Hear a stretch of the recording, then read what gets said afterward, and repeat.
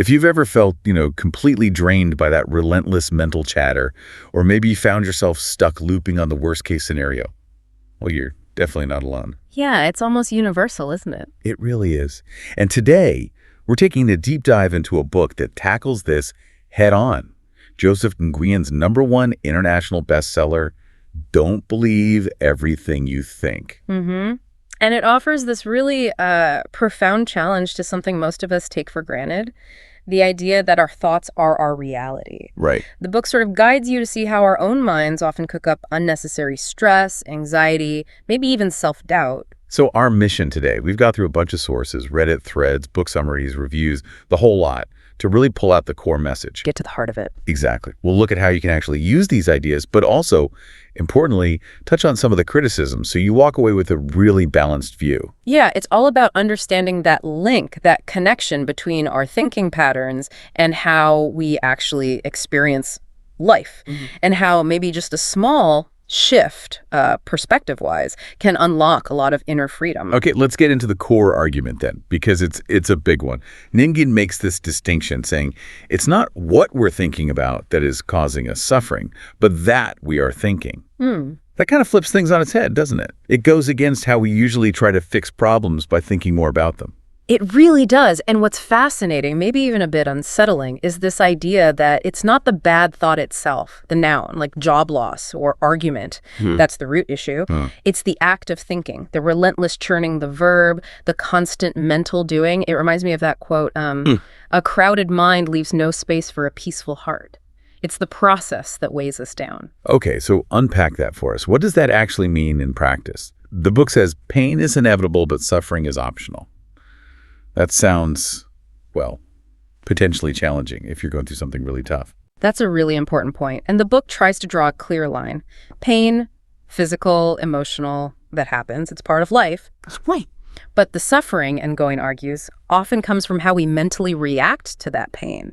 The stories we tell ourselves about the pain, it's like adding this layer of mental anguish on top of the actual event. So it's about the narrative we create. Exactly. It's about shifting from, this is terrible, this shouldn't be happening, to maybe, okay, this is happening, how do I relate to it inside myself? It suggests the suffering comes from our internal response, these stories that sometimes aren't even fully tied to objective reality. So if we zoom out, the big idea is that our reactions, not the events themselves, are the real source of suffering. And the book's goal is to help us find this freedom of mind, to live better, by embracing what it calls non-thinking, which isn't about being empty-headed, I guess. No, not at all. It's more about not letting your mind be the dictator, running the show constantly with worry and overthinking, using it as the tool it's meant to be. Which leads us nicely into perception.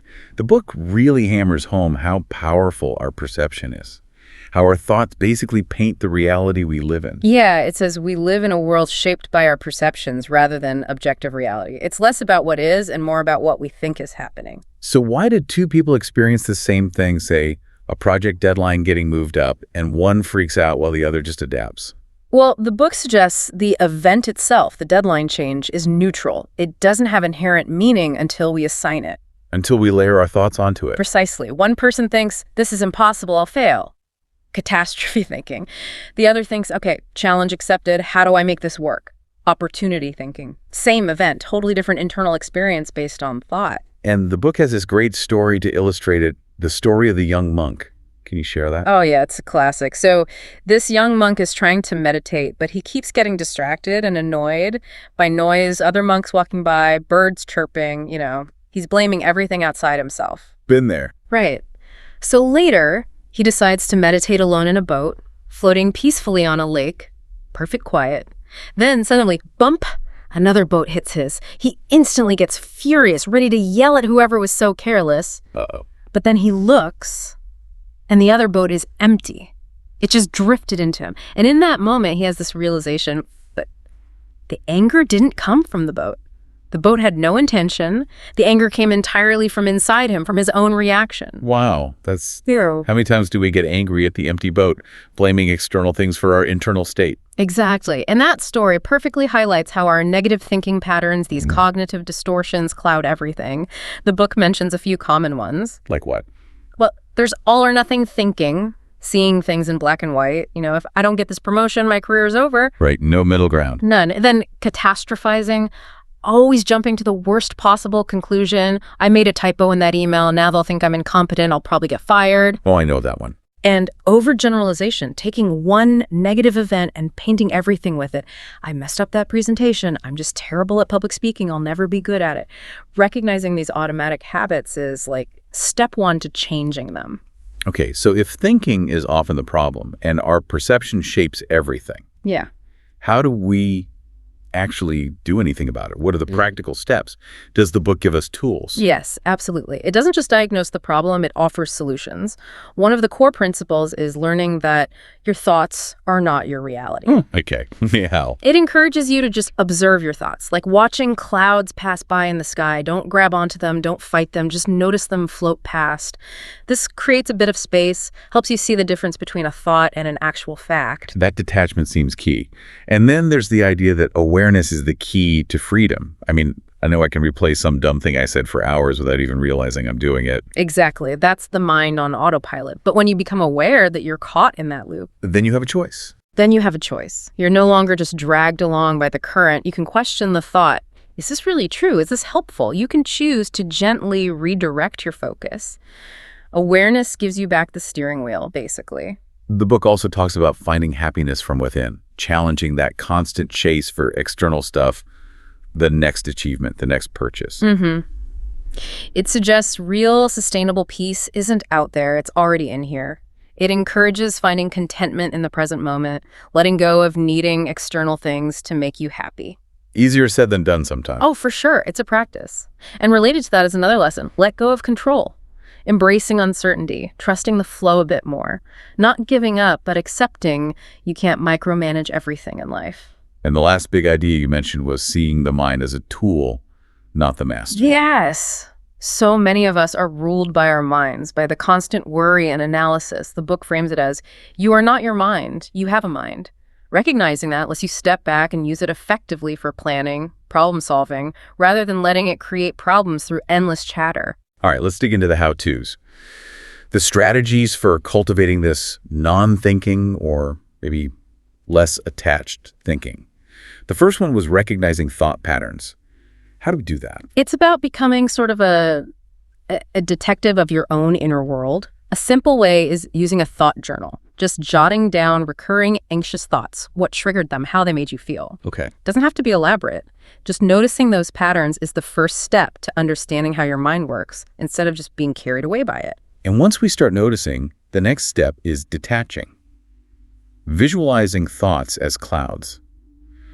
That sounds nice, but how does it feel in practice when a thought is really sticky? It's definitely a practice. It's about cultivating that observer perspective. You notice the thought, maybe even label it like, there's that worry thought again, or, okay, self-criticism popping up. Yeah. You acknowledge it without getting into an argument with it or believing it unquestioningly. It's creating that psychological distance, little by little. Then there are non-thinking activities. What counts? How do they help? Think about anything that totally absorbs you. For some people, it's sports, playing music, painting, gardening, maybe even coding or intricate work. Flow states. Exactly, flow states. When you're fully immersed, that self-conscious chatter just fades away. You're present, engaged. These activities naturally interrupt the rumination loops. Makes sense. The book also suggests monitoring feelings and using a why exercise. Can you explain that one? Yeah, this one's quite revealing. You take a goal you have, say, I want to earn more money, then you ask why. Okay. Why earn more money? Maybe to feel secure. Why feel secure? So I can relax. Why relax? To enjoy life. Why enjoy life? To feel happy, to feel joy. So you keep digging. You keep digging until you hit those fundamental desires, often things like love, peace, joy. And the insight is, if those are the ultimate goals, can you find ways to cultivate them now, in small ways, rather than waiting for the big external achievement? Interesting. And mindfulness is obviously key here too. Absolutely. Just the basic practice, sitting comfortably, focusing on your breath, noticing thoughts come and go without judgment, and gently bringing your attention back to the breath when you wander. Even 5-10 minutes a day builds that awareness muscle. It also mentioned gratitude journaling, just writing down things you're grateful for. Yep. Sounds simple, but consistently focusing on the positive, even small things can gradually shift your overall perspective. Train your brain to look for the good. And cognitive behavioral techniques, CBT. That sounds more clinical. It's related. CBT involves actively challenging negative thoughts, asking, is this thought based on facts or feelings? What's the evidence against it? Is there a more balanced way to see this? It's about directly disputing those unhelpful automatic thoughts. Wow. Okay. So there's a whole range from simple awareness practices like the five senses check-in or nature immersion to more active techniques like challenging thoughts. Seems like a toolkit. Definitely a toolkit. Now, this all sounds potentially life-changing, but let's be real, it's probably not easy. Yeah. What are some of the hurdles people hit when they try to adopt this mindset? Oh, definitely. First off, just the discomfort with quiet. Our minds are so used to being busy that initial silence can feel weird, even anxious. Yeah, the brain doesn't like empty space. Not initially. Then there's often a fear, like, if I stop thinking so much, will I lose my edge? Will I become unproductive? Even though the book argues the opposite, that clarity comes from calm. Right. Old habits die hard, so slipping back into worry loops is common. And sometimes there's even social pressure. People expect you to think things through, which can sometimes mean worry obsessively. It's true. Yeah. Overthinking can almost seem virtuous sometimes. Yeah. What about criticisms of the book itself? Not everyone loves it, right? No, definitely not. Looking at reviews and discussions, some people found it overly simplistic, maybe repetitive. Some didn't like the writing style, calling it maybe a bit immature or finding jumps in logic. A big critique from some corners is the lack of explicit scientific or deep psychological backing presented in the book itself. So people called it like spiritual mumbo-jumbo. Yeah, or new agey. Some worried it could even be harmful, maybe discouraging necessary critical thinking or processing difficult emotions properly. One reviewer compared it to the "just don't be sad" meme, feeling it offered too simple a fix for complex problems. But on the flip side, tons of people rave about it, call it a great book, say it genuinely changed their perspective on thinking.